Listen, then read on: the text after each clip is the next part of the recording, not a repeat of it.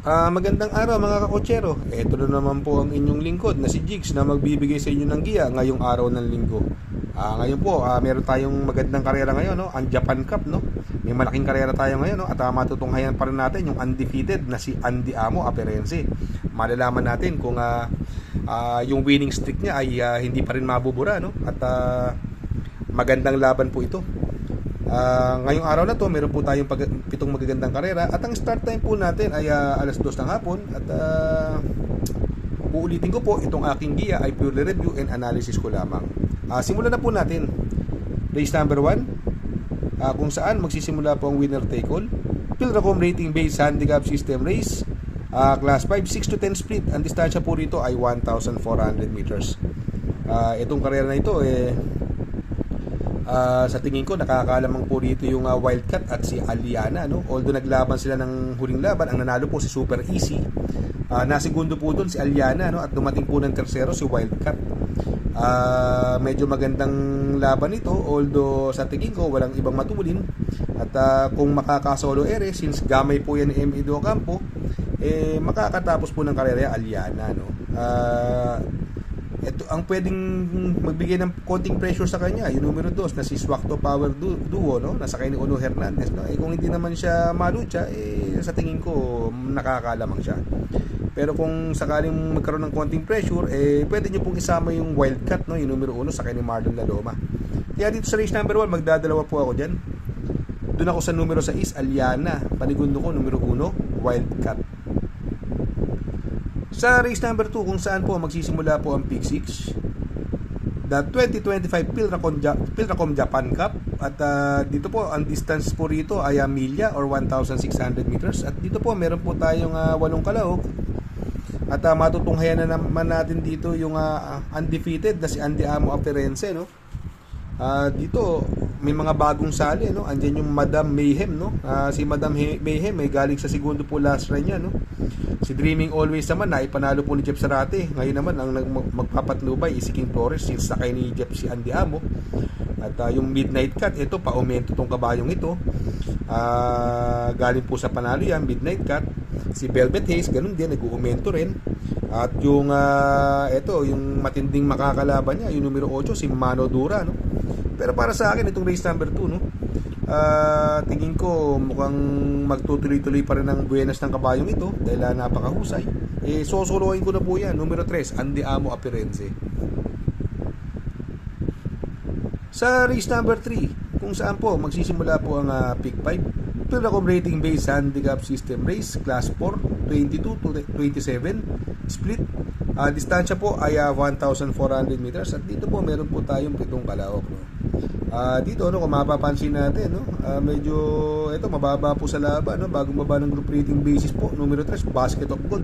Huling laban po niyan, bumenta yan pero parang inayaw lang, no? Kaya konting payo lang sa inyo, kung makakatunog po kayo ng labas sa connection yan, sa tingin ko malaki chance niya, no? Basket of Gold, no? At ito sa tingin ko siya na rin na magdadala ng unahan dito, no?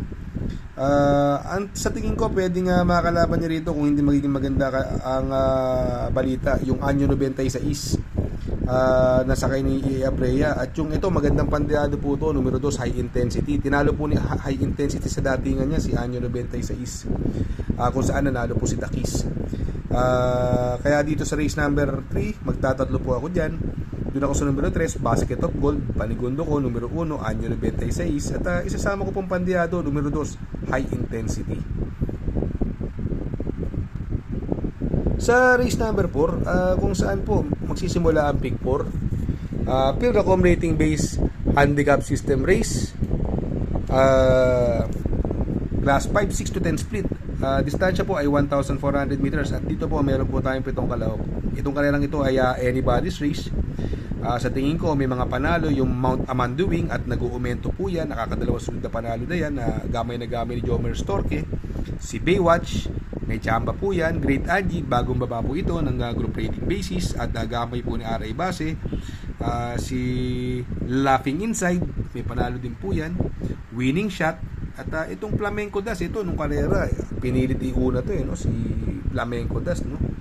Pero itong karerang ito, since anybody's race, no? Para sa akin, itong karerang ito, ang pili ko po dyan, doon ako sa numero 4, Great Angie.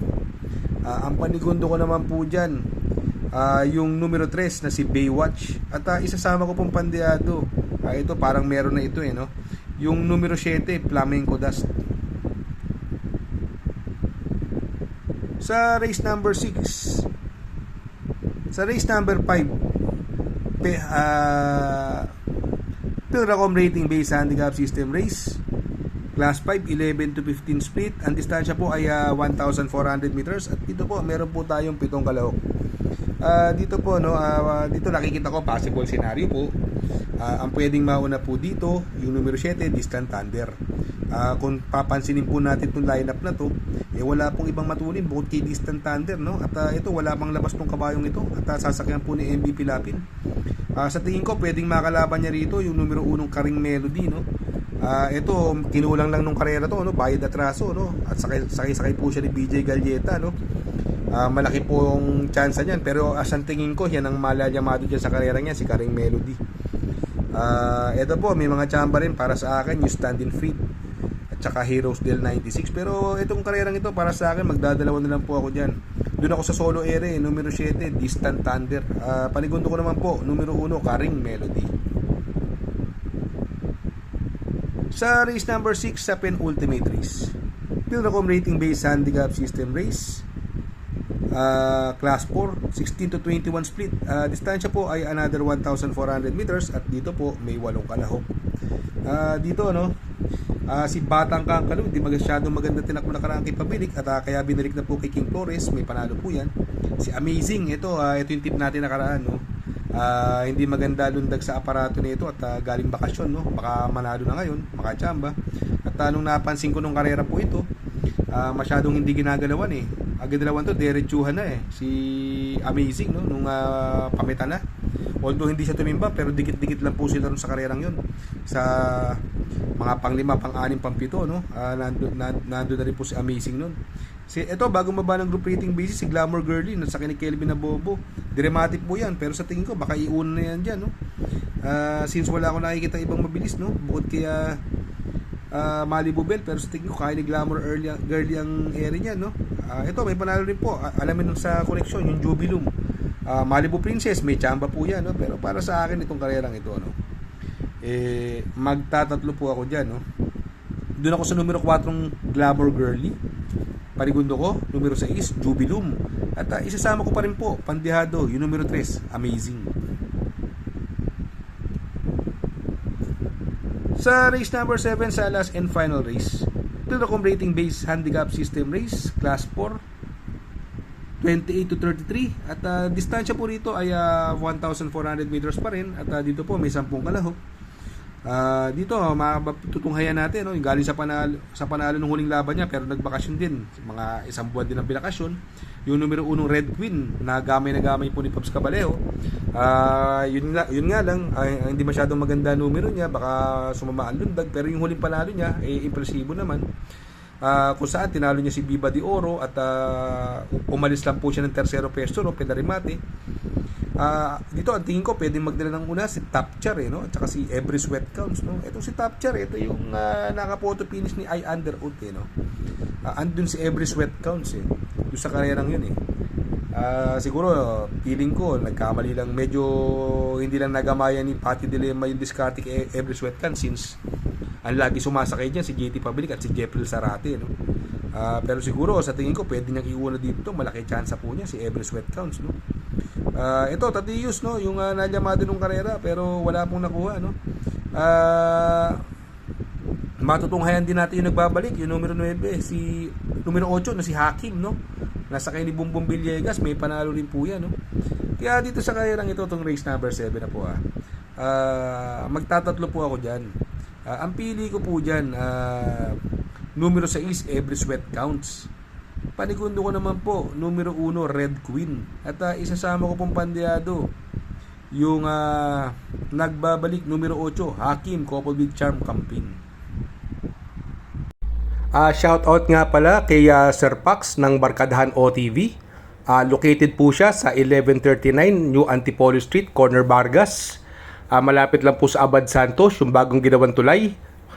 Very convenient and attentive po ang mga tao.